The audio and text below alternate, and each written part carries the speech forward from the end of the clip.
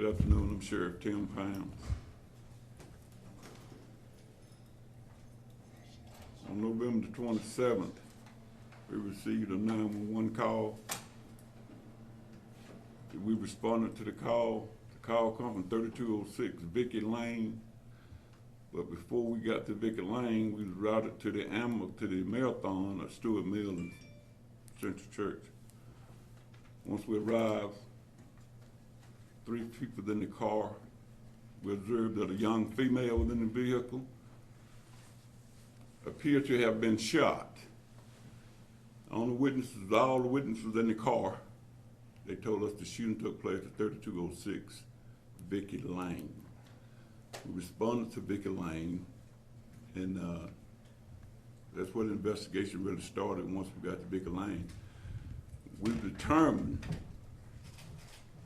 and the young kid admitted to, which was a 13-year-old brother, admitted to shooting his sister. But all this come about from what was going on inside the home. Now this kid is 13 years old, but he's making weapons. We're talking about semi-machine guns. And he's selling those weapons on the streets of Douglas County, Carroll County, Atlanta, everywhere. He's selling the guns on the streets. And what really took place was he made a weapon. Folks that he made it for come to pick that weapon up. And a robbery took place, so they was trying to rob him and take the gun instead of purchasing the gun, and that's exactly what happened. They was able to get the gun and leave the scene without paying the gentleman for the weapon. So in the meantime, that's where the shots were fired. And to me, according to the investigation, he was shooting at the folks that took his weapon. But instead, he shot his sister. And it's so sad for such as that to happen, because a mother losing 2 kids at one time, and that kind of stuff goes on right under your nose, and you never know about it. A 13-year-old kid got on weight about 80 pounds. We was able to make a weapon from start to finish at 13 years old.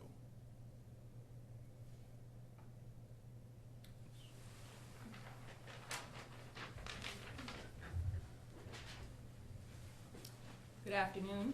My name is Dahlia Racine, D-A-L-I-A-R-A-C-I-N-E, and I'm the district attorney here in Douglas County. I definitely want to thank Sheriff Tim Pounds and his department for the very thorough investigation that they continue to conduct on this case and in this matter. Kyra Scott's death is a tragedy of epic proportion.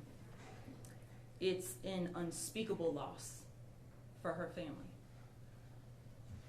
This loss is absolutely senseless, and many are grappling to understand how all of this could happen.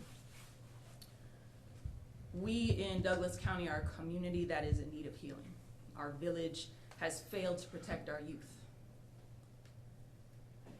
Once this investigation is turned over to the district attorney's office, we will do a thorough assessment, a thorough review of the complete investigation to determine the best way to obtain justice in this matter and determine the appropriate charges. And we will not make any decisions until that is done. Ultimately, at the end of the day, we have tremendous lessons to learn from this horrible, horrible, unspeakable atrocities that happen here in our community. Kyra Scott, by all accounts, was a beautiful and kind soul. And nothing that is done in this case will bring her back. The cost of losing our children is simply too high of a price to pay. And we must do better. And we as a community are going to do better. Thank you.